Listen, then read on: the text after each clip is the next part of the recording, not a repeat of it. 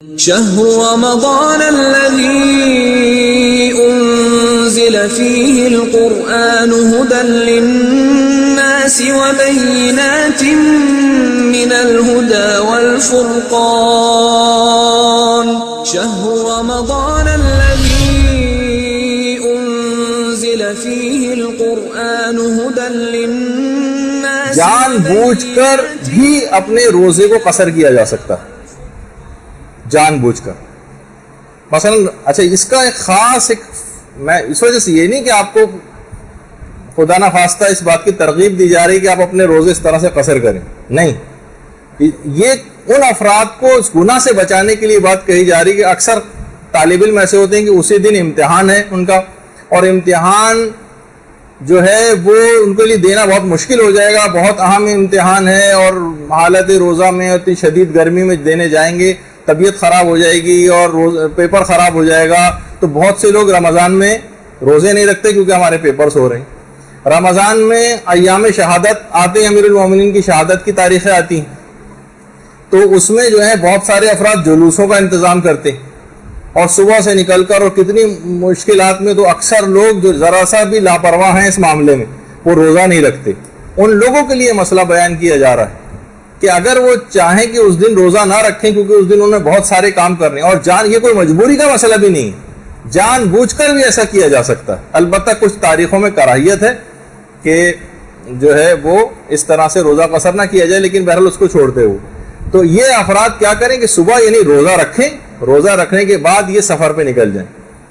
اور حد ترخص سے نکلنے کے بعد اس کے بعد یعنی تقریباً میں اب اس کی زیادہ تفصیل میں نہیں جاننا چاہتا ورنہ سفر کے مسئلے شروع ہو جائیں گے. کہ مثلا سمجھیں کہ 1 سے 1.5 گھنٹے کی ڈرائیو پہ یہاں سے نکل گئے صبح ہی، مثلا 5 بجے نکل گئے، 8 بجے کے قریب وہاں سے واپس بھی گھر آ گئے اور ان کا روزہ قصر ہو گیا، روزہ قصر کے گھر آ گئے، اس کے بعد کھائیں پئیں اور اس کے بعد اپنا امتحان دیں، جلوس کی تیاری کریں، جو کچھ بھی. ان افراد کو جو کہ اس کو برداشت نہیں کر سکتے روزے کی سختی کو، اور کہیں ایسا نہ ہو کہ وہ اس وجہ سے روزے کو اپنے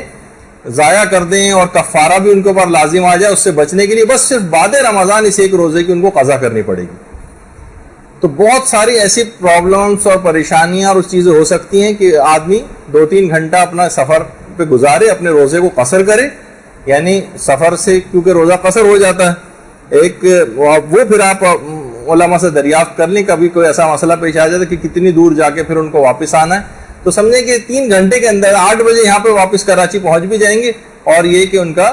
روزہ بھی قصر ہو جائے گا، پھر پورے دن کھا پی بھی سکتے ہیں اور اپنے سارے کام نمٹا سکتے ہیں. ان لوگوں کو اس سے بچانے کے لیے کہیں وہ اپنے اس روزے کو جان بوجھ کر اگر انہوں نے چھوڑ دیا، یعنی صبح سے رکھا ہی نہیں، انہوں نے کہا ہمیں تو سفر پہ جانا ہے اور صبح سے روزہ ہی نہیں رکھا، تو پھر مسئلہ ہو جائے گا ان کے لیے، پھر یہ سہولت ان کو نہیں ملے گی کہ اس کے بعد قصر بھی اگر انہوں نے کر لیا تو کوئی فائدہ نہیں. یعنی باقاعدہ روزے کی نیت کرنا پڑے گی، چاہے سحری کھائیں یا نہ کھائیں مرضی ہے ان کی،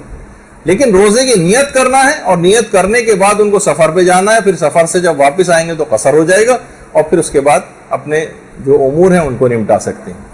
یہ البتہ ایک ایسی بات تھی کہ یوں بتانی ضروری تھی کہ بہت سارے افراد جو روزہ چھوڑ دیتے ہیں اس وجہ سے، اور قضا اور کفارہ دونوں ان کے اوپر آ جاتے ہیں، ان کو اس گناہ سے بچایا جا سکے کہ شریعت نے ایک سہولت دی ہے، چاہیں تو اس سے فائدہ اٹھا سکتے ہیں. اور یہ بھی بتا دوں یہ مجبوری کا مسئلہ بھی نہیں،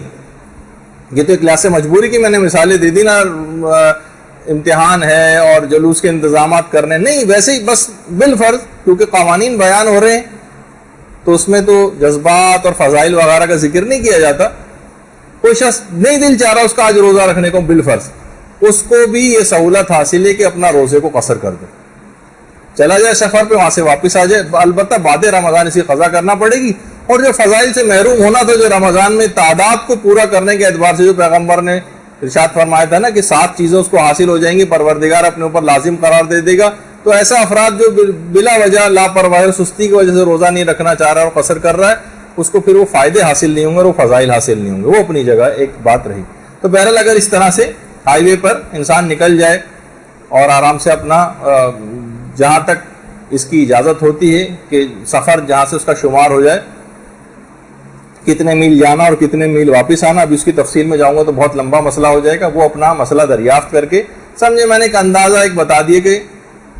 3-3.5 گھنٹے کے اندر ان کا یہ مسئلہ حل ہو سکتا ہے.